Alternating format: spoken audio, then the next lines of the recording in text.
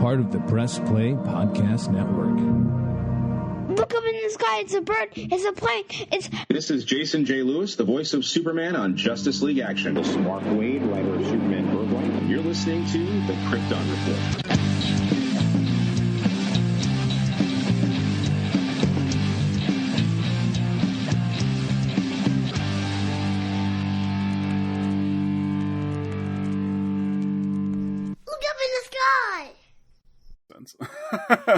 So Case and I are back, and this is just we're having some technical issues, but I have Mr. Case Aiken from another Superman podcast, and we're here to talk Superman stuff.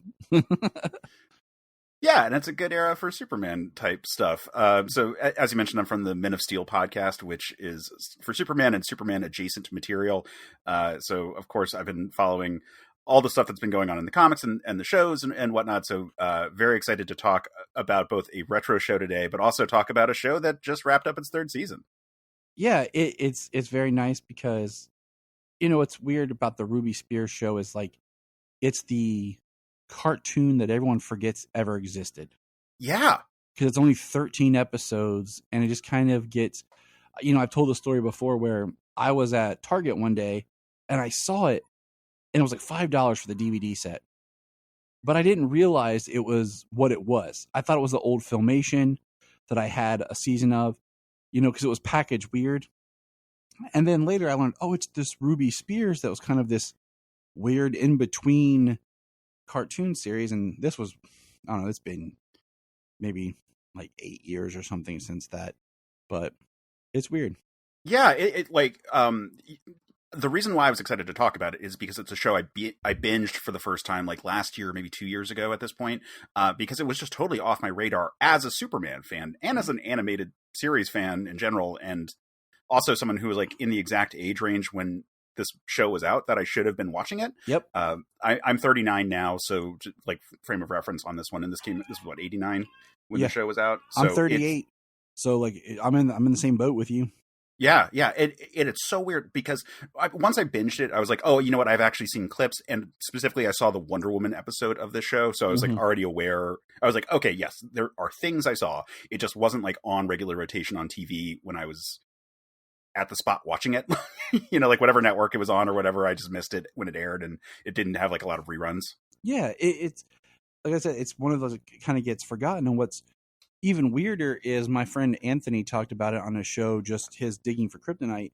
And the funny part was the Ruby Spears series at the time was on Tubi.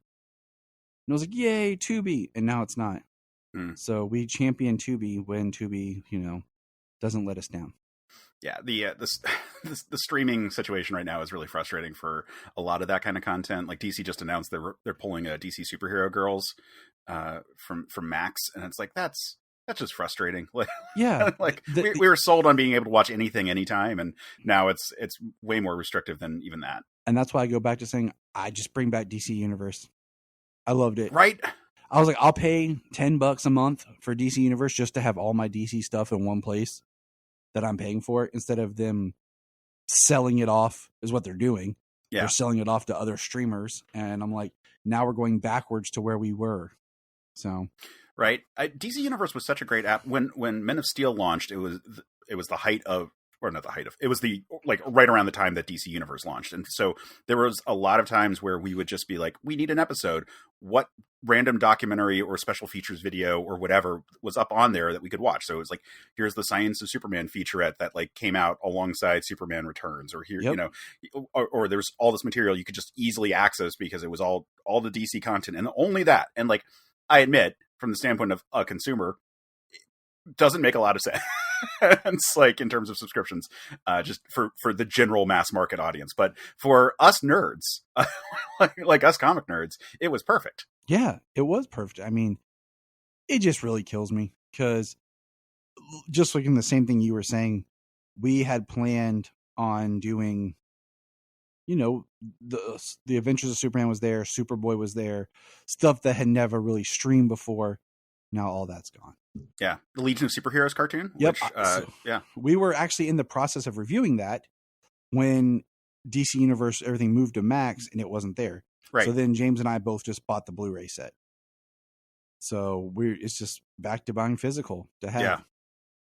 But okay, we're going to get into this. So the first thing I'm going to ask Mr. Case about here is we have a new Superman and new Lois cast.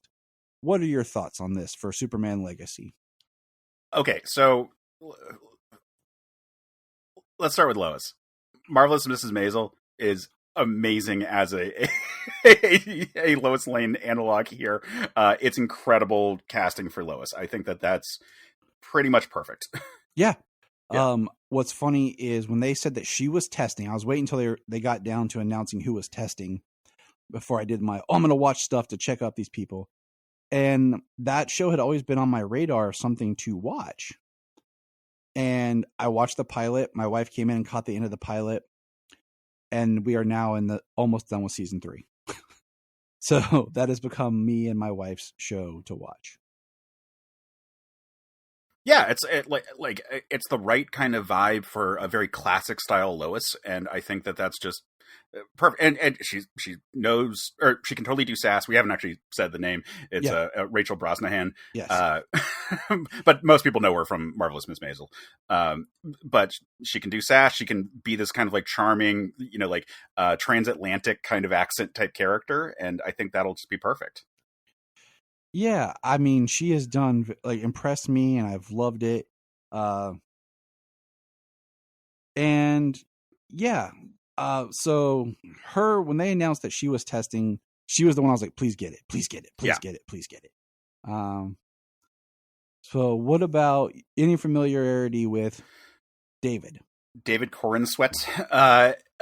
No familiarity aside from people have shown he was in this thing. It's okay, he was in a thing that he was a background character, things like that. I did not stand out to me in any way at all. Not even positive. I've seen the episodes of shows he's been on. But I will say he looks like a perfect mashup if you did one of those face apps that combine actor faces of taking Tom Welling and Henry Cavill. So it's just it's kind of perfect. And then he's got kind of a little bit of the lankiness of a Chris Reeve. So in terms of casting for Superman, looks the part. Right. He looks the part. If you're going with the title of Superman Legacy, kind of fits that whole legacy idea right there. Yeah. So the only thing I've watched him in so far, I'm going to watch the miniseries on Netflix called Hollywood. People say that he's great at. I watched Pearl, and he had a small role in Pearl. He was I guess he's one of the main characters. There's not many people in that movie. So that's where I watched him, and I was like, okay, cool. And the cool thing is he has that chance, much like Henry Cavill did, and Brandon Routh, to be honest, where I don't know them from anything else, really. Well, and Chris Reeve, for that matter. Well, I mean, growing up, he was just Superman. Sure, so, but I mean, for the mass audience. Yeah, so it works to just be okay, it's Superman, not it's this person playing Superman. You know what I'm saying? Yeah. And what's funny is, so we both told our ages, and I recorded this little tidbit where I said, this is the first time that a Superman's being cast that is significantly younger than me. Right. When Tyler Hoechlin was cast, he's 2 years younger than me. That's not a big deal. Okay. That's in the same bracket of age, whatever. Yeah. If we hit the gym really hard, we could have also been up for the same part. Right. You know what I'm saying? If I had time, I have kids. And then Henry Cavill's 2 years older than me, when he was cast. Now David's 29. So I'm yeah, Superman is now younger than me. Yep. Yeah, it's a weird element of just the property getting older and all that. But it's cool because I'm excited. I don't know if you saw our little video. My son and I made a big box and decorated with Superman stuff. It's the legacy box where we're putting change and money and stuff in to save up to buy merch. Oh, nice. Because I was telling him about how when Superman Returns came out, when Man of Steel came out, how there was all this merch and how excited I was. So I'm we're going to start saving now because now I have kids. So now it's okay, you're getting this new toy, you're getting this new shirt, you're going to get curtains, bedding, you know what I'm saying? We're going to decorate. Yeah, that's always like kind of the side thing that's so cool about like when these big media properties come out for the characters. Like right now, obviously Across the Spider-Verse just came out, and all of a sudden there's like all this Spider-Man merch, and specifically like Spider-Man merch for characters that no one would have talked about before. Like I recently bought like the Scarlet Spider hoodie, and Yes. it's like it's not just like a costumey kind of shirt, and it doesn't have the sleeves attached to it. It's like the proper full hoodie, sleeveless and all, and it's like, oh man. The fact that I can just buy this now is great. Thank you, Spider-Verse, for existing, so that some of the like my middle school like comic book nerd can actually like finally own some of the stuff that I've just always wanted, and thanks to like popularity by way of increased availability, it's actually there. I'm with you. Scarlet. I love Scarlet Spider. I don't even know why. I think it was just something cool. I have a whole story I've told before about going with my dad to the uniform shop. My dad was in the Navy. He was a Seabee. And there was this one shop that he would go buy stuff for his uniform, and they had a spinner rack. And he got me this one Spider-Man comic, and it was Spider-Man the Scarlet Spider. It was after the Clone Saga. And I didn't know who it was, so it was just this really cool, and I still have it, comic. I love it. And so I've always had a special place for Scarlet Spider. Yeah, I'm not like... It's kind of a joke character in retrospect now because the Clone Saga has such a bad rep, and the name the Scarlet Spider is a rough name to really pull off, especially when the character has a pretty large percentage of his costume that's blue. Like the hoodie I'm talking about is just blue, and I'm like, oh, it's from the Scarlet Spider. People are like, who don't know who the character is, just kind of like cocks their head, and I'm like, it's Spider-Man, and they're like, oh, okay, cool. Yeah, it's the Scarlet Spider-Man. Right. When they first put out ads for the character coming back, because he had first shown up as like just the clone had returned in the story arc, and it was cool that he came back that way.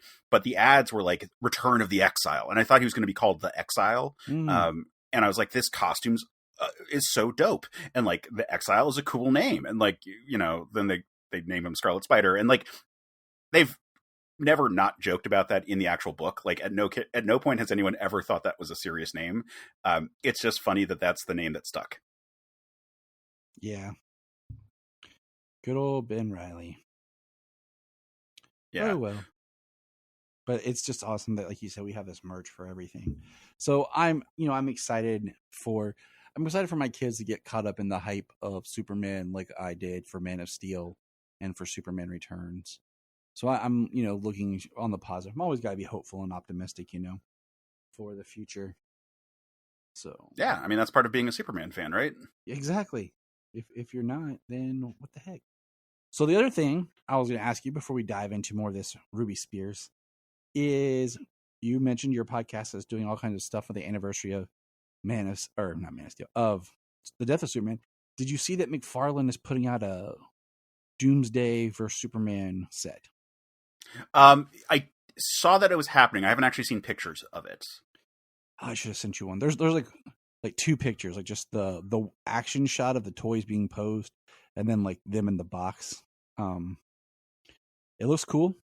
Here's a spoiler alert for our listeners. I'm gonna buy 2 of them, one for me, and Solomon's getting one for Christmas. Because he wants one. He loves Doomsday for some reason.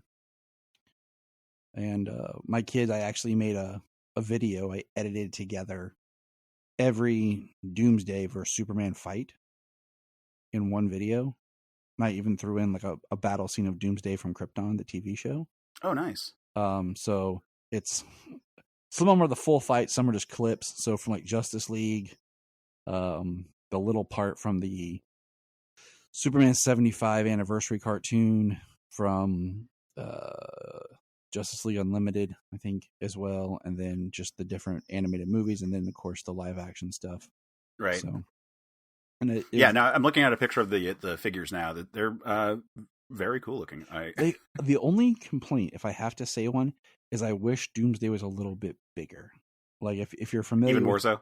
Yeah, like if you're familiar with the McFarlane figures, like my wife got Swamp Thing because my wife is dope, and that one's like huge, like it's the biggest one. But like the Killer Croc or the more recent like Dark Side are bigger, but they're not super huge. I kind of wish Doomsday was right in there, just a little bit bigger, but it's all good. Yeah, he does look bigger than the like I have Superman fighting the Batman Doomsday from Death Metal. My wife got that for me for Christmas 2 years ago. And I've seen pictures of the comparison. So he is bigger than this figure I have. So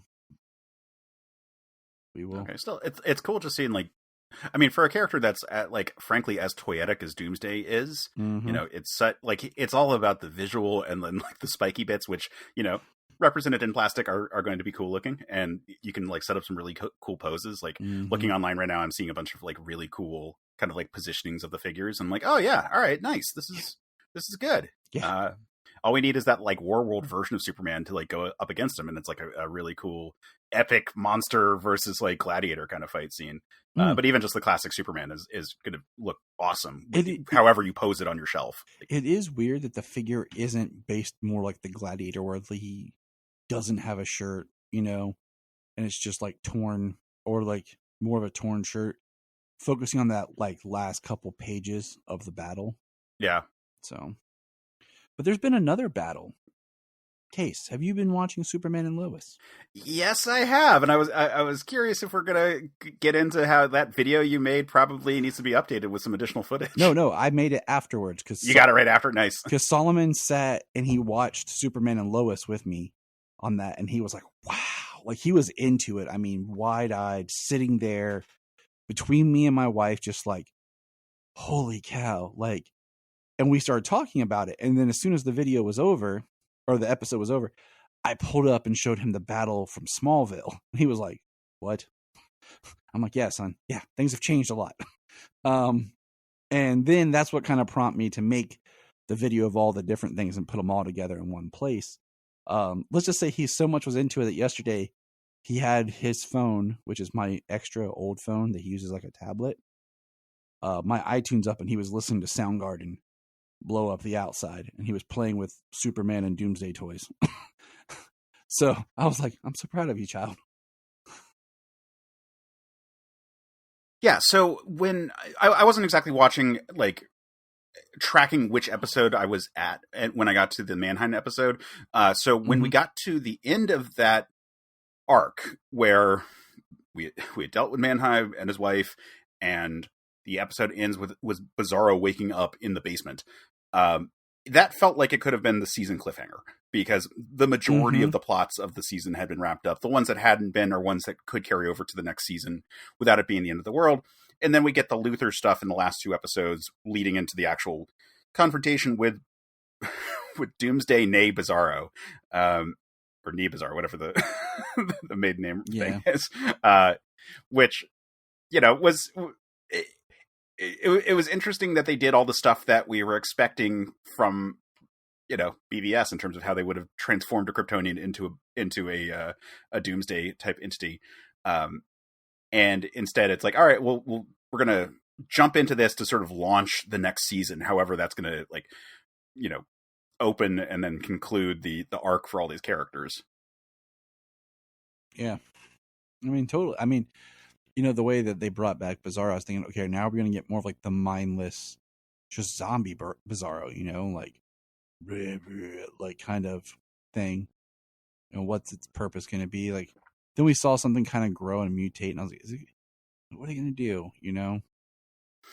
Because the show's been really good about subverting expectations. Right. It was interesting because, again, they referenced Doomsday when they first introduced Bizarro, and then they like brought it around full circle when they rolled out like this iteration of Doomsday, which I'm generally pretty good with, like the whole like Lex Luthor murdering him like crazy to get his, you know, aggression out, and like jabbing him with like X-Kryptonite shards so that we get the spikes, so that we get all these elements.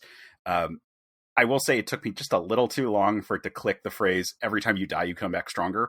For whatever reason in my head, I was thinking about Saiyans from Dragon Ball Z. And then once the first spike went in, I was like, oh, never mind. Sorry, I'm dumb. I should have seen that coming. Yep. My wife goes, is he going to be Doomsday? And I'm like, just not saying anything. She's just looking at me wide-eyed, like, I'm like, let's just watch it. Yeah.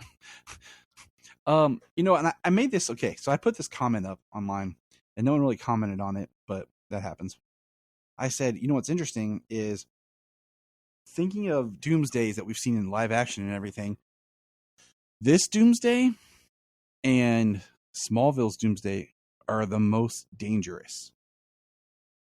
Now, I say this because in the comics and on Krypton, the series, they did where once Doomsday dies, they would then clone him, and so that he can't die that way again. But on here and on Smallville, we saw him die. Then he came back to life, not able to die that way again. So it's like, how do you officially kill him then and stop Right. him? See what I'm saying?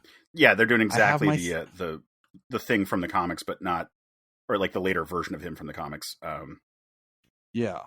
So instead of like you taking the corpse, cloning the corpse, and doing it again, kind of thing, they're just kind of speeding it.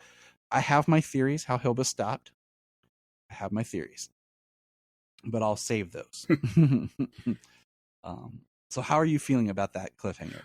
Just having Doomsday while you are covering so much content dedicated to the death of Superman. Well, I mean, if it had dropped like a month earlier, we probably could have snuck it in as being part of that coverage, but we had like just moved on from it right in time for that episode. See, if they had just never taken breaks, okay. Yeah, I like the look. I thought that they did a really good job. I mean, Superman and Lois is like this interesting relationship with special effects. Like you can tell the things that they can do cheaply or easily. Like the Superman landing is a really good example. Like they definitely have like that After Effects file queued up for every time the character needs to like pop in. Which is why he's rarely just like floating. He usually like arrives with like a thud with a superhero landing. Yep. And I feel like the effects were pretty good here. Like it still looks like CGI, and I don't think that any of us were expecting it to look particularly different. It doesn't look like a movie quality CG monster, but I thought it looked pretty good design wise. I thought that the effect was pretty good. There are moments where it's like, well, why is he so aggressive towards Superman specifically? Because like that Bizarro kind of like Bizarros tend to have like redemption arcs, and we saw that Bizarro innately wasn't a bad guy. He just was, in a fucked up situation. So it's sort of its own. I just take it he was well, killed. Yeah, exactly. He came back and he was like then eating rats and stuff in the basement. So yeah, he was brought back to life through some sort of super science. His mind's already messed up from that, whatever they did to him. And then my wife pointed out that Luthor's kind of power that we saw set up is that he gets into your head and twists it. So he's already being killed over and over again and being twisted by Luthor. So, whatever. It works. Yeah, I liked the whole sequence with that. I liked how they set up this Luthor. I was a fan of this style. I don't necessarily want it to be every version of Luthor going forward, but I thought for this show specifically that they're going to try to do something different than the Luthor that we got on Supergirl or all the other versions of Luthor that we've gotten. It was an interesting, different take than what we've seen before. I want, when season 4 starts, I want a flashback with Luthor before he's arrested to see him more as before prison Luthor. Because as of right now, he doesn't exactly feel like Lex Luthor to me. It's kind of like there's that, it's a little too off at the moment. But if you give me a little like flashback and then I kind of see how he got here, then I'll be like, okay, it'll kind of mold a little bit better in my brain. Yeah, he kind of felt like what was it, White Dragon from Peacemaker, Peacemaker's dad. Yeah.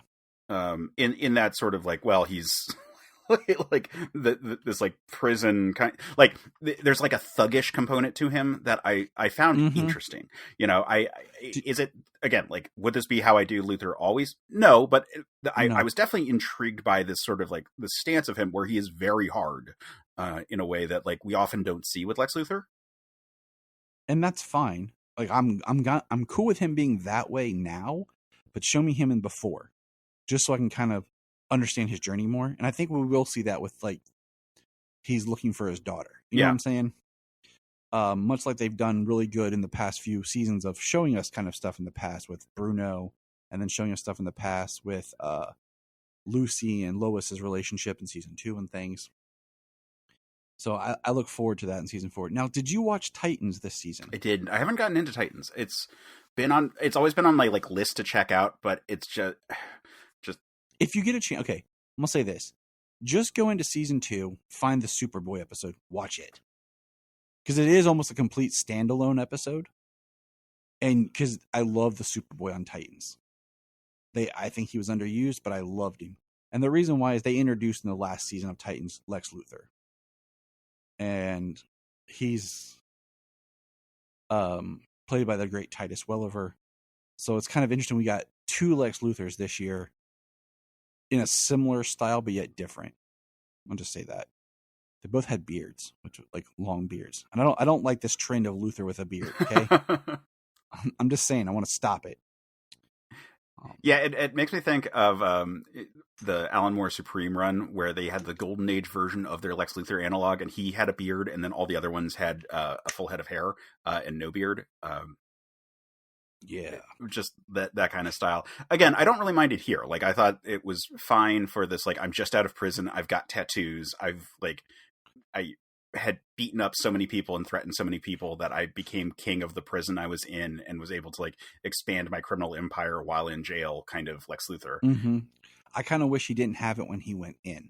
Yeah. It was weird that he had like full head of hair and the beard, and he just shaved the head. Like, it would have been interesting if that had been flipped over time. Yeah, it would have been. Yeah, exactly. That makes sense. So, but all right. So that's Case's quick thoughts here. Now we're going to move into, like we talked about, the Ruby Spears series. We're going to start with episode 4. That's where we are in our discussion. The one we really want to talk about is 5, but we can't skip 4 to get to 5. So we got to do 4.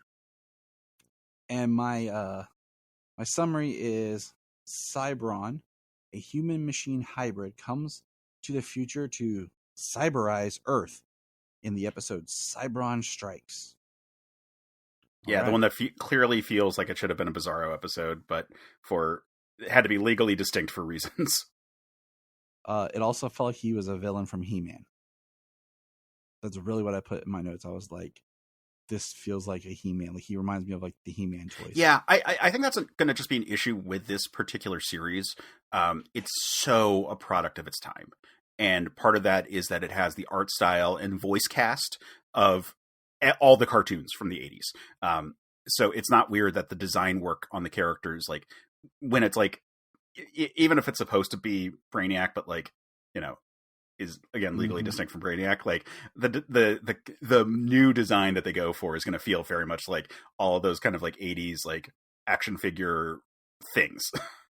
Mm-hmm. I have in my notes what made me so happy was Cybron here is voiced by Frank Welker. Of course, Frank Welker is amazing. When I hear Frank Welker, I immediately think of Scooby-Doo, because we are a big Scooby-Doo family. He voiced Fred, for anyone who didn't know that. And when I say he voiced Fred, I mean he is Fred. Unless it's a pup named Scooby-Doo. If it's Scooby-Doo and animated, it's Frank Welker, since the beginning, the dawn of time. And then, of course, he did Megatron, and pretty sure he did Cobra Commander. He's like, Frank Welker has a ridiculous filmography when you look it up, and it's still working today.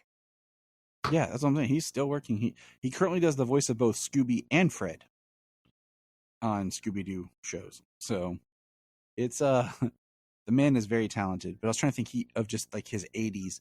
I think he did Soundwave and Shockwave, both from Transformers. And that's kind of where this Cybron kind of feels like. But this episode was just weird, because what's funny about episode 4 is, pulling up my notes here, he's just making these, he's in a cube, like just traveling around. He's from the future, and he makes Jimmy look like a Calypso. That's what I said.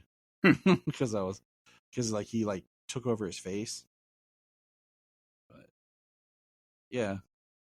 And I also had to laugh because Jimmy says Jeepers. Like, Jeepers. I'm like, yep, Jimmy. You're not in Scooby-Doo, bro. Jimmy's a hard one to like fit right. Like, you either go too soft or too hard with him. Like, his 90s phase of being like super into Metallica was too much the other direction. like finding the right balance of corny and like a cool kid is a tough line. So here's my question to you then, because we've been talking about different things. Where do you see the character? Because I believe that Superman Legacy, we're going to get all the Daily Planet characters. I really feel like that's something in James Gunn's wheelhouse of creating, casts of characters, groups. So I'm pretty sure we're going to get Jimmy, Perry, Lombard, Cat Grant. What do you think is the way Jimmy Olsen should be? Like, if Clark, let's say Clark is 30, how old should Jimmy be? So the tough part there is that, like, if we're talking about like old school Superman stuff, like Jimmy should be a teenager, but that's in a world where like teenagers were like taking work in a lot more serious ways because it was like World War II era and a lot of people were overseas and it was just a very different world that we're coming from. In terms of like modern stuff, I think like an intern really is sort of where he should be coming in from, and then like working to become a photographer over the course of whatever run we're talking about. I agree. So like in college or just out of college kind of age. See, I put, if Superman is 30, I said 8 years is the biggest gap I want between them. Okay. So I feel like if he's 10 years or younger, it starts to feel like he's Superman's son. It's not his pal, Jimmy Olsen. It feels a little too much. There's too much of a distance in there. Now, if there was 30 and 40, yeah, but like a 20-year-old hanging out with like a 30-year-old, I can see it, but I don't know. I said 8 year difference. Yeah, I think if he was like fully a teenager, it's too much in the modern era of the character, because like the son relationship used to be a thing in like the Silver Age kind of dynamic, and like certain versions can roll with it, but I think it would feel weird in a modern setting. I think you could probably get away with 20 or 21, as long as it's like he's a college student who is, an intern at the planet and doing, all the stuff that he's trying to do. And like Clark is like the one person at the planet who like even calls him by his first name or anything like that. Like the only person who like actually is nice to him, because I remember those experiences of like my first jobs out of school, or my like the couple internships I did while I was in college or stuff like that, where like I do remember those relationships with people who were those sort of older mentors at that time. I probably agree with you that like 22, 23, where he's out of school, it makes it a little bit more natural because he's not going to be divided as much. Like if Jimmy's going to be main cast and not like also like taking classes somewhere, or like disappearing for like things that are totally unrelated to the Daily Planet drama, he really needs to be working full time there and probably working his ass off to try to like pay rent or whatever like secret fortune his family might have. But like he should be like living that sort of like starving artist, like I want to be a photographer kind of like vibe for a character. Oh, I totally agree. Yeah, I totally agree. He just graduated college, first job. He's a intern coming up. I think that's the perfect place for Jimmy to be. Yeah. So since we were talking about Jimmy here, I just, because I think it needs to be where he clicks with Clark and Lois. There's a vibe to him that they kind of both latch onto, so that you get that really great dynamic. But if he's too young, it gets awkward. If he's too old, it's like he's their peer more than like a protege type thing. So like Obi-Wan and Qui-Gon, what I'm saying? Like as much as I like the 90s Superman the animated series, like Jimmy was a little too old in that setting for my taste. Like he was already working at the planet and like fairly experienced by the time Clark starts. And I think they threaded the needle pretty well, but like they were coming at it a little. It could have gone wrong. Like sometimes he's been too old, and like you said, it's like, well, is Obi-Wan really like an apprentice kind of vibe? If depending on the casting and how they make the characters look, and like you really do need to have that kind of mentor-mentee relationship, really, for both Clark and Superman, and they should be teaching him different things, even though it's secretly the same person. I agree. Now, finishing up episode 4 of the Ruby Spears here, it's called The First Day of School. And this is where a young school-age Clark Kent meets Lana Lang. Now, Case, what did you notice about Lana Lang in this episode? Hang on, sorry. I actually didn't rewatch this episode because I was just doing Big Scoop. That's fine. She's blonde. Oh, okay. I couldn't remember specifically. So I was like, dang it, show. Like, I have a huge thing about like characters' hair. Like, I know it sounds horrible, but I feel like, in comics it was such a big deal because you only had so many colors, and to identify certain characters, like Lois Lane has black hair, Lana Lang has red hair, and then since the Superboy TV series, we have not had a redheaded Lana Lang. Yeah, there's this element of redheads in comics. Like you said, there's such a restricted limit in terms of like how you identify people. Like the art style, especially because of the way it's printed, usually wasn't very high detail. And so like, while you might have great pencilers doing stuff who could do much more detailed work, spitting out a monthly book, especially on this like cruder printing style, like, how much facial detail are you really going to get? And so hair color oftentimes was the big way you could really identify a character. And redheads were usually, here's the more exotic one in the very whitewashed period of like, a lot of the history of American comics. Which creates this sort of weird scenario of like, oftentimes the redhead is the one that gets turned into some other, like a different ethnic group for the purpose of having like more diversity. And it's like, it's weird that the character who is already kind of the pseudo diversity, and I realize that there's some big air quotes around that one. Yeah. You can't see us, but we both, it has been a very interesting concept. But you see it all over the place. And like, I'm generally okay with Lana being like changed in some way, mostly so that she stands out from Lois in a particular way. Cause she's always supposed to contrast Lois distinctly. It is weird that it's always Lana and not like another character, like, that's the part that's kind of strange. It's it's the same thing where it's like, it's kind of weird that like all the Lightning characters eventually become black. And it, like, again, it's not like by itself, it wouldn't be the issue. It's weird that it happens so much. Like when the Legion of Superheroes reboot with Bendis, it's like, oh, why did Lightning Lad? Like, couldn't it have been anyone else? Because like, it's that trope.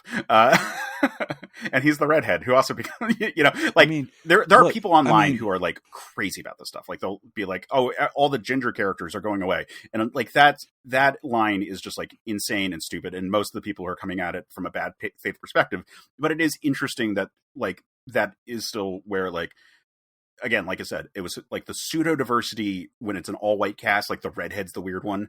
It's the redhead stepchild kind of situation. And then now it's like, okay, well, it's still our diversity. And it's like, well, but couldn't you just have more diversity? Couldn't anyone else be something? I mean, just to give people an idea, we're talking about the West family on Superman or on The Flash were redheads that are now all African American. MJ, the way they did MJ with current Spider-Man. Of course, the Ariel controversy that was blown out of proportion by people. Josie and the Pussycats? Yes. And let's see. With Riverdale, specifically. Yes. I knew what you meant with Riverdale. Let's see. It's on tip. Why am I? Jimmy Olsen. Yeah, exactly. Jimmy on Supergirl. And I know there's a couple more I'm not thinking of, but it's just a weird conundrum. And like for me, like if I was trying to change, Lombard would be an easy one. Cat Grant. They made what is the animated Death of Superman movie made Cat Grant African American. But Lombard would be one that you could change. But it's just funny. It's always the red. Again, in a vacuum, this is fine. Most of the people complaining about it is bad faith. But it is weird. And it is okay to acknowledge that it is a weird coincidence that happens every single time. And it's a little strange. And like here, it's a different thing. It's just blonde because the color limits were whatever. But it is a curious thing, like Emmanuel Chiriqui in Superman and Lois, amazing casting for the purpose of this type of Lana Lang that we're getting. Yes. But it is different.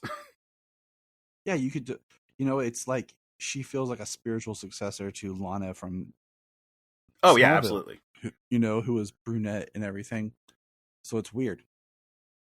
Even the young girl Lana, and then there's in Man of Steel is brunette. And then supposedly Lana's supposed to be at the funeral scene, but it's very hard to pick her out, but she's there. So yeah, redhead Lana, we miss you. Yeah.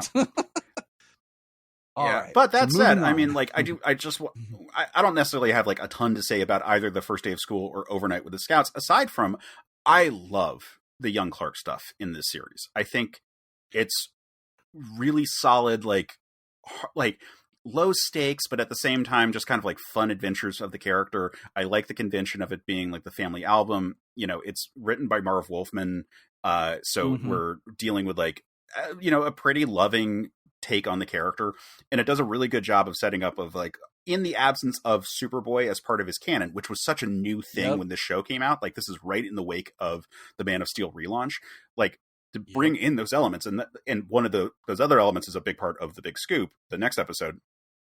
Like, it's cool that we're trying to incorporate the new comic stuff and have it still feel appropriate to all the stuff that you just know about Superman. Like none of this would be wrong for someone who thinks of Superman as having been Superboy, but it's like nice that it's like, yeah, no, Clark, he was doing like scouting stuff, or he like had superpowers for like, shenanigans, kind of the way that like Superboy was kind of originally intended to be a prankster before he just became Superman, but young.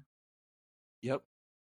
Oh no, I think it's great because it does just, like you said, it is post-crisis. It provides some sort of like backstory, and it's kind of like a backup. If you're looking at it as like a comic book, this is your little backup chapter, that eventually is collected in a story. So doing these little family Adams things is just kind of neat to kind of see where he came from. How, instead of, having the Kent in modern time, which we'll talk about in a second, I enjoy them because it's kind of, cutesy, funny. In the earlier episode when he gets adopted, I had to laugh because, he's got his full flight powers, and infant baby Clark flies to the Kents, and they find him and laying with them in bed. I was like, I'm not sure if that would really work like that, but okay.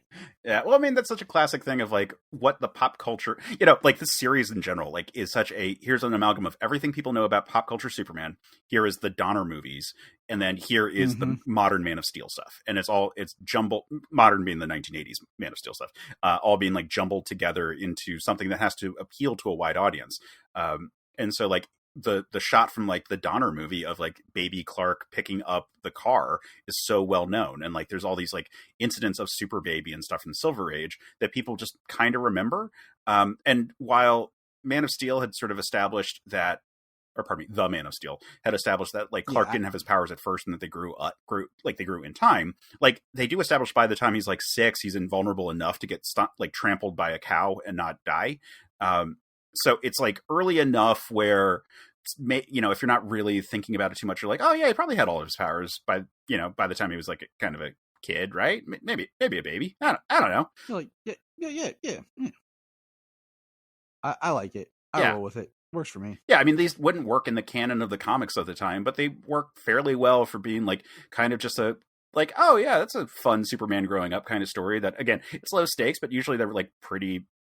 Like, they're pretty amusing for how short they are. Like, they're like little shorts that are like kind of just like nice snippets of like Superman growing up, and I think that they are the strongest part of this series in terms of the overall package it's presenting. Like, I think there are some very solid, like, we were saying the show is very much a product of its time. Like, the voice cast is very much like everyone you'd kind of expect. Like, if you've watched G.I. Joe and He-Man and Turtles and any other thing from the mid to late 80s, you've heard all of these actors before. They've been in a billion things.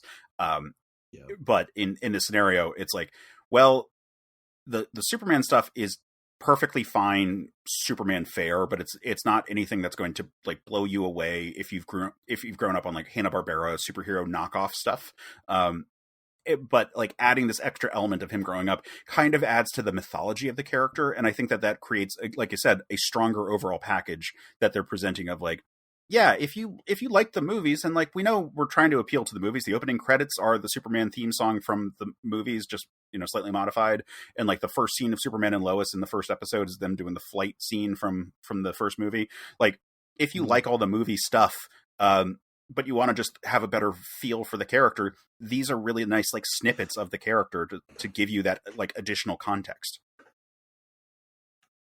Totally. I couldn't say it better. Like, it's nice and refreshing. And, I've been watching these with my kids. So this they think it's kind of funny, and just the little things. 'Cause my kids are 6 and 8. So as Clark's kind of growing up, they're like, oh, now he's like my age. I'm like, yeah, he's your age here, Sayla. In the first day of school, because she'll be starting first grade. So, it was kind of like her relating to it. And then the camping one, I'm like, yeah, this is like your age, Solomon. So it makes it fun. Now to the one that Case was eager to talk about, The Big Scoop. It has a 6.5 on IMDb, and it says Luthor steals a prophetic machine and discovers Superman's true identity in the Big Scoop. I'll let you take it away here and talk first. All right. So when I was trying to pick episodes, I was trying to pick one that was like probably not a lot of people are like fighting over, but it would still like kind of cover the things I wanted to discuss. And I will be frank, the bigger reason I picked the episode was the overnight with the Scouts part. Not that I have a lot to say about it. It's just like a good example of like, yeah, no, Superman doing Superman stuff, but like just as a kid, like he's doing kid stuff and his superpowers are letting him like get away with some stuff a little bit better. But the central threat, like not threat, but the central like challenge of the sequence is made easier by superpowers, but not negated by superpowers. That being that his friends are all scared of a boogeyman, and he's also kind of scared of a boogeyman.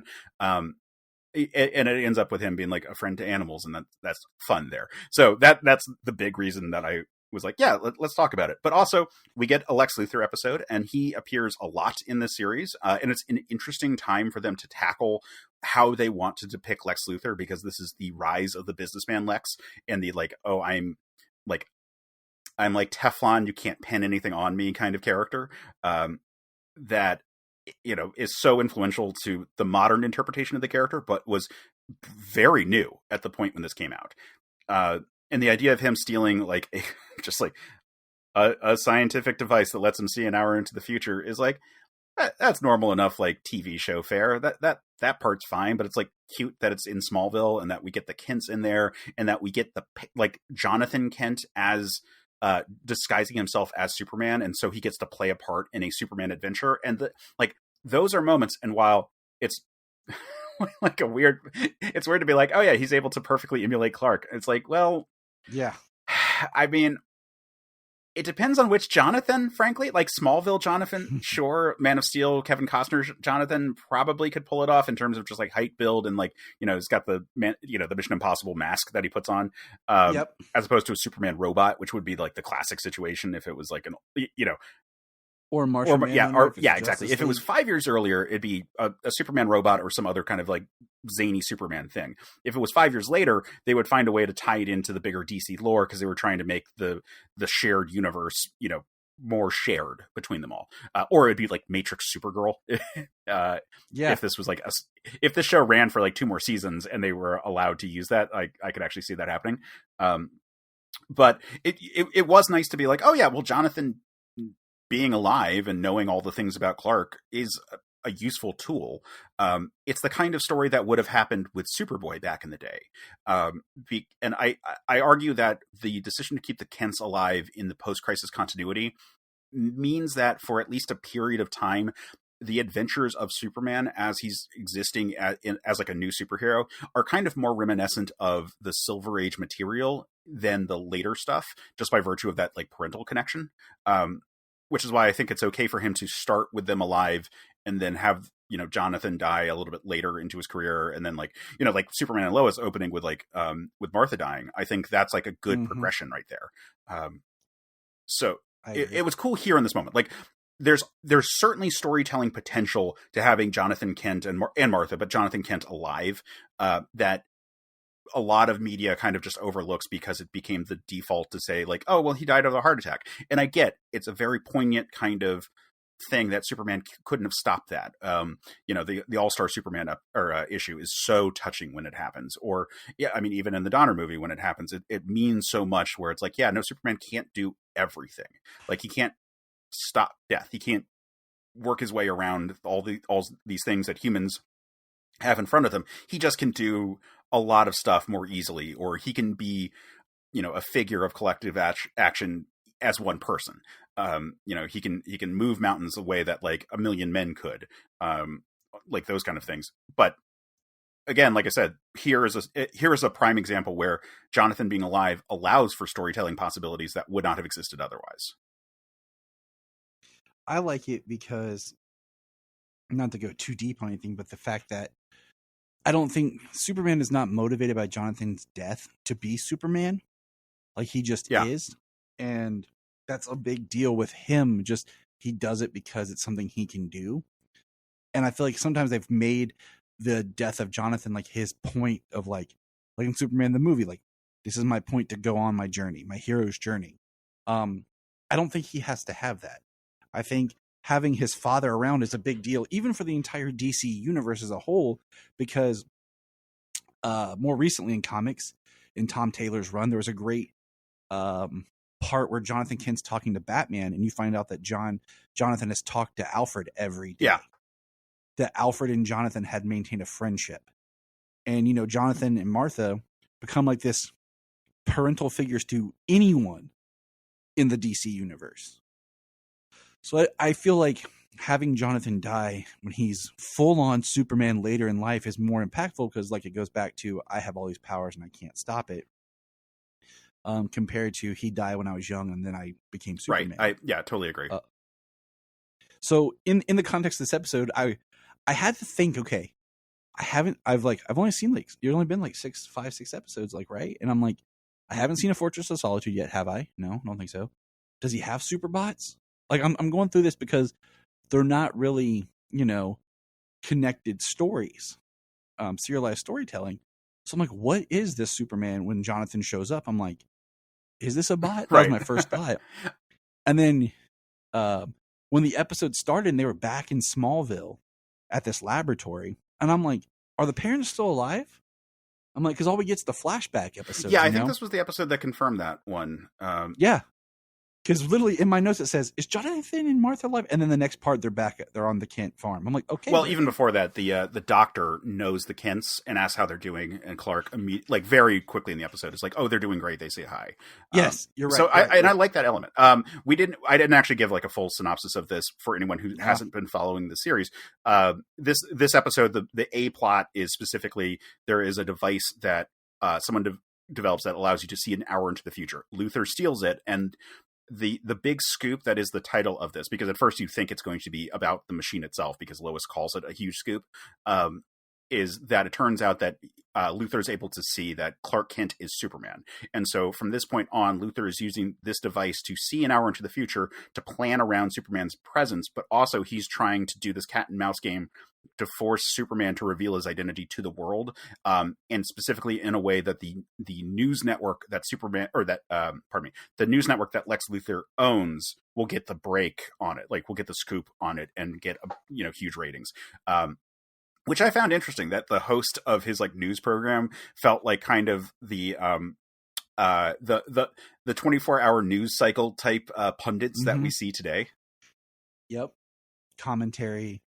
Commentators compared to like news. Yeah, he was much more of a showman instead of like an actual like reporter, like the way that we see with like Clark and Lois. So I thought that was like kind of an interesting contrasting point right there, and very prescient to the world that we would be living in, just 10 years later from that, let alone like now. Yeah.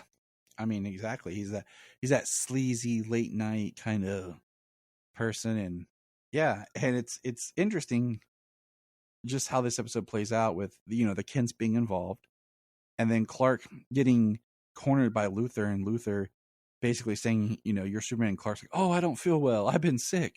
And Luthor has his kryptonite ring out, and they're trying to play it off that Clark isn't well. And then when Clark tries to go and save his parents, he runs out and gets a hold of the helicopter, then falls in the clouds. Then all of a sudden Superman comes flying through. I'm like, well played, Clark. Well played. Yeah, it was interesting. I'm glad you mentioned the kryptonite ring. Luthor uses it to try to suss out that Clark Kent is Superman. And I enjoy it because it made me, the first time it like shows up in the show, it made me realize that the Lex Luthor toys that I remember from being a kid were tied to the show specifically, because they're like, Luthor's got a kryptonite ring kind of thing. And that's also like an invention of the like Man of Steel era, like John Byrne era of the character. And it's something I realized I had always just sort of associated with the character because that was specifically the window of when I was becoming aware of Superman properties. And it's so interesting that they already like codified some of that into this like adaptation. What's so funny is you say that, like, in my mind, like, when I would watch Superman the movie, I'd always be really upset with Gene Hackman's Lex Luthor. I was always mad. It's like, this isn't Lex Luthor. Where's Luthor Corp? You know, like, where's the business? And then it dawned on me, you know, years later, that when I looked at it in the time frame that, oh, that didn't come until the 80s. This movie was made in 78. Like, oh, wait, okay, this makes sense now. Why Lex Luthor? You know, because I was so used to this one version, and I wasn't, you know, my child brain wasn't syncing up. Okay, when did he become a, you know, businessman? All right, this was made before that. So this is really the first media version of the newfound Lex. And that's what I think is so weird about this show, is it just not really having that prominent place in, or the fact that just, you know, did not last. No, it's weird because it's not bad. Like it's not the greatest thing ever, but it's not bad. The animation quality is great. The voice acting, it's all perfect for 1988. Like I said, it's jarring because every voice actor on this has been in a million things in this exact window of time. So everyone is like, no, I know that voice. I know that voice. Like you might not know all their names as actors, but you're like, no, I definitely recognize them from, you know, a thing. Like I said, if you were a fan of G.I. Joe, you definitely know a few of these voices. But it's just such a like, the fact that it didn't get another season is just such this weird, like, yeah, this was like this blip. And then a couple years later, we got the animated series, which is such a strong piece that feels iterative of the same, because it's drawing from the same era of comics. It feels iterative of this. Like, this feels like the prototype for the Dini-verse, like, Superman show. Yeah. And it's so weird because I watch this and it feels of its time.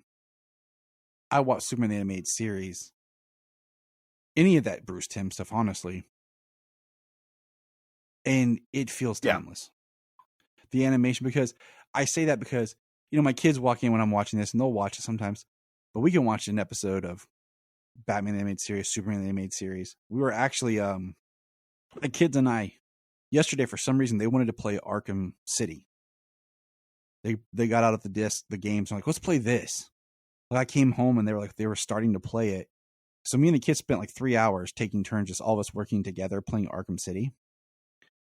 And in Arkham City, like, we changed the costume to Batman Beyond, and they were talking about it. So tonight, as we were having dinner, we watched the pilot for Batman Beyond, and they were so into it. And I'm like, that was 1999, you know, it's over 20 years ago, but it still holds up and it's still engrossing children. And I think that's a testament to that animation time. Because I feel like a lot of stuff that we're getting now won't hold to that timelessness that'll translate to, like, my grandchildren. God, that's weird to say. Yeah, I mean, I think that the stylized look that they adopted goes a long way for that. The decision to have Batman be particularly atemporal, like the you know, the old timey kind of elements, but also like modern computers and like screens that just don't look right. Like, there's a lot of like Art Deco and mid-century modern elements that are incorporated into Superman the Animated Series, even if it's less so than the Batman animated series. And I think those all go a long way for it not being jarring how specific a point that it was created at was. Like, the worst you could say is that you know, there's no smartphones. Yeah, I mean, honestly, yes. So here's another question for you as we get into this. How excited are you for My Adventures with Superman? Oh, that looks really cool. I can't wait to watch it. The best thing about it is my friend Luke, the Geek of Steel, Mr. Luke Bug, he was able to watch a couple episodes early to do a review. And I messaged him when he said he would post him. I asked him one thing. I said, is this something I can watch with my kids? Because that's the thing that's kind of bugged me about it being classified under Adult Swim. And his response was, yes, absolutely. Watch it with your kids. Watch it. It's great family fun. And that made me so happy, because I had seen an article that said it was supposed to be like, you know, for family or whatever. And I'm like, why is it a midnight on Adult Swim? Mhm. You know? So like, it just made me happy. So I'm really looking forward to next week, when it premieres, to be able to watch it with my kids. Yeah, and hopefully that has like a same kind of timeless kind of component. You know, like the thing is, animation is hard. Like it's and figuring out how to do it weekly in a way that is visually appealing it is difficult. And so like we see learning curves as people come up with new tricks to get those kind of production cycles going. Like the Hanna-Barbera stuff of the 60s and 70s, like a lot of that, when you look back on it, like the still frames look okay, but you know, the animation itself is terrible because they're doing so many tricks in order to be able to like perpetuate, you know, to get an episode out on the timetable that they have, on the budget that they have. And, you know, you look at this season of a show, like the animation is great because they put a bunch of money into it.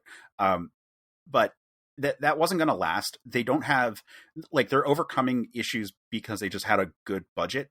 That wouldn't be a way to like really work around it. Like they're not doing any sort of tricks to really sort of make up for it. And you see eras where the technology opens up new possibilities. They haven't figured out how to make it look good, like all the CGI stuff of the late 90s going into the early 2000s. Even some of the cel shaded stuff now, we're still kind of like figuring out how to make it look like not, you know, jarring.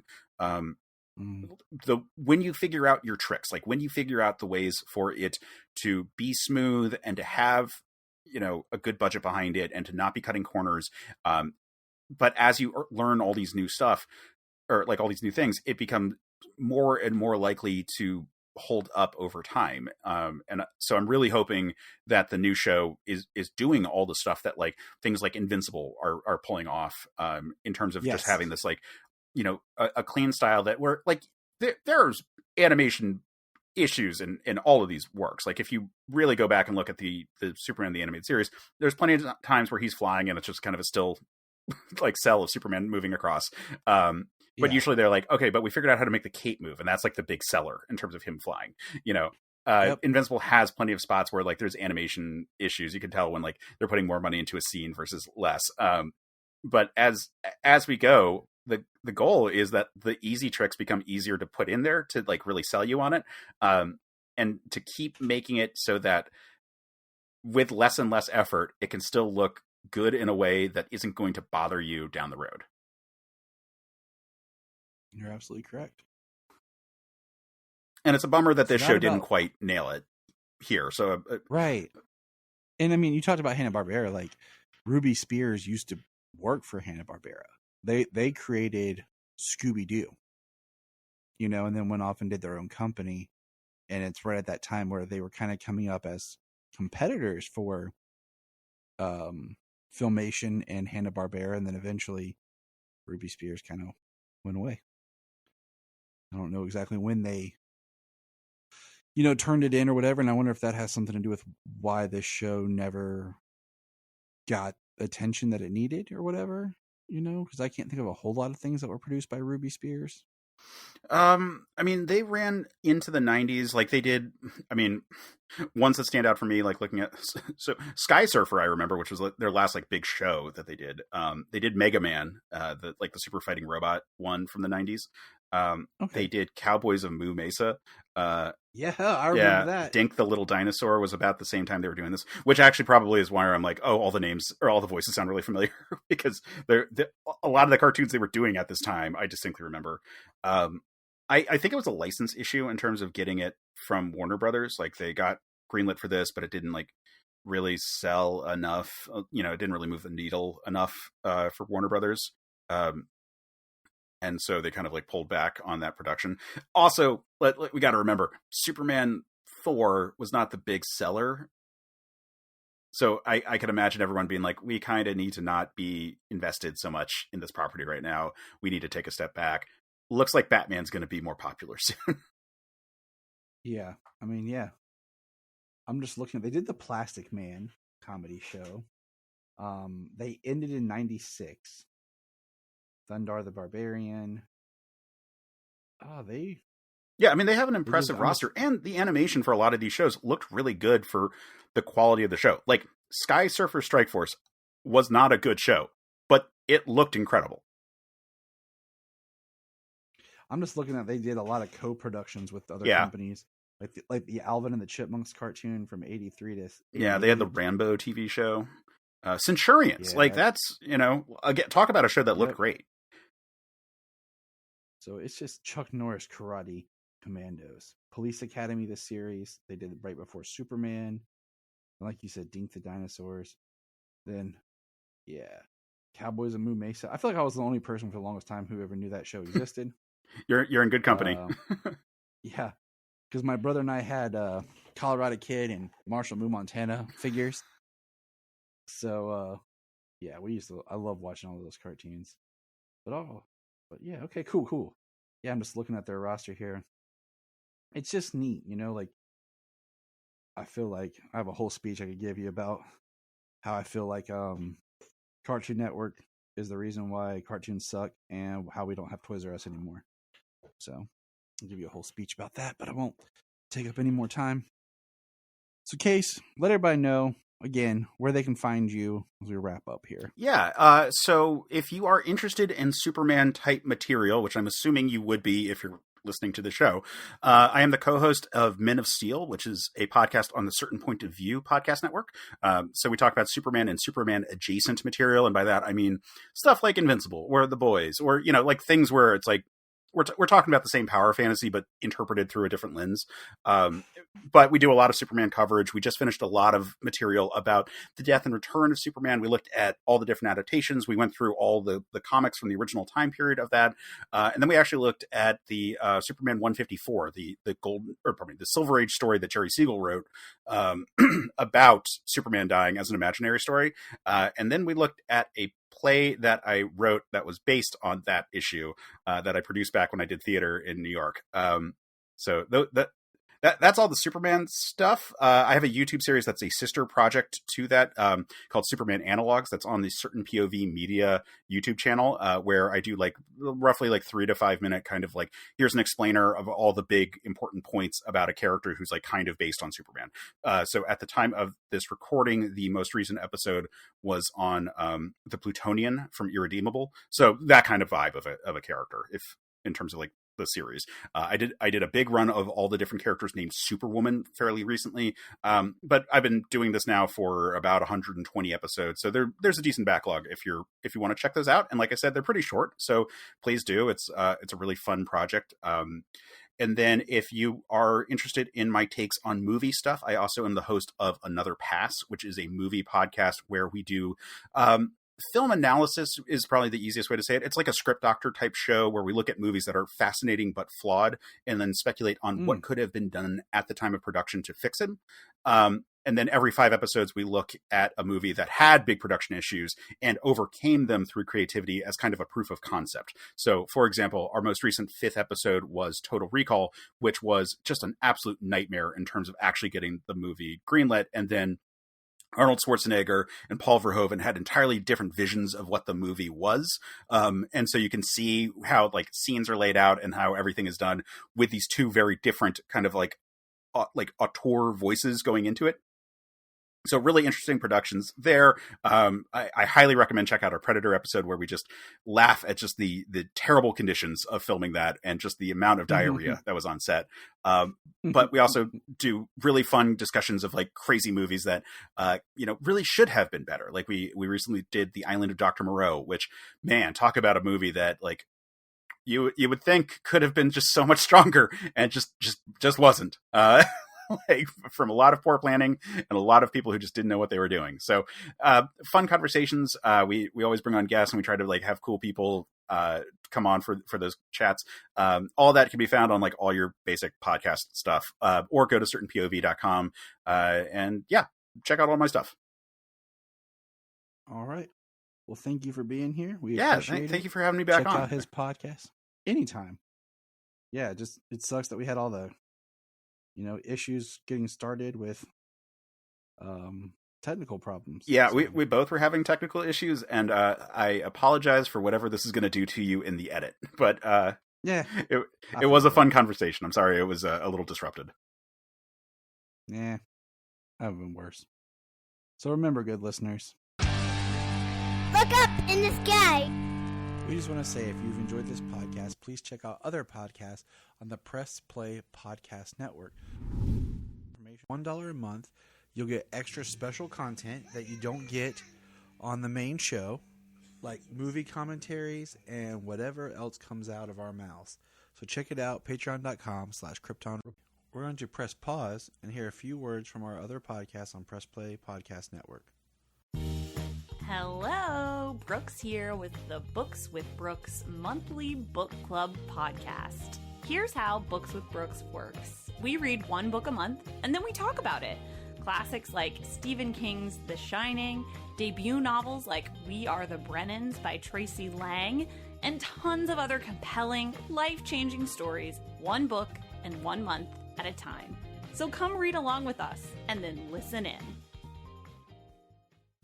Before we start this episode of Krypton Report, I want to take a moment and just give a shout out here to our Patreon. I know what you're thinking. Gosh, everyone's asking for money, and I get it. But our Patreon is only $1. $1 a month that helps us keep the podcast going. And what we do is we try to find interesting shows and topics and whatever we want to talk about. We've done, as of this little thing, our last recordings were on the Scream series. Brian and Tyler, that's me, do our own show where we record in the car, and it's kind of funny. And we talk about pop culture or whatever is going on. We also have the Supernatural podcast we've been reworking. It's taken some time just because of life. But we do movie commentaries as well. It's something that James and I have done, what we used to do on the main show that we've started doing here. So for $1 a month on our Patreon, you can get those shows. There's at least 4 a month. Also, there's my movie pitch show that I do. But also, what we want is if you're a Patreon, you can come on. You can come on the main show if you want. Or if there's something you want to come on and talk about, we can do it as a Patreon special. So all I want is for $1 a month, think about chipping in, joining our Patreon, and you have a voice to be a part of things. Follow the link in the link tree or in the show notes below, patreon.com/Krypton Report. If you are like Tyler and James and can't get enough super talk, check out these other podcasts.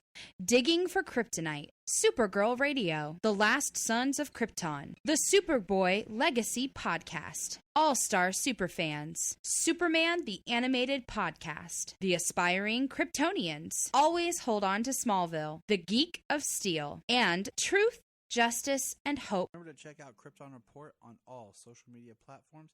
Go to linktree.com/Krypton Report. You find all of our report. This is Dan Jurgens, and if you want to have a good time, keep listening to the Krypton Report.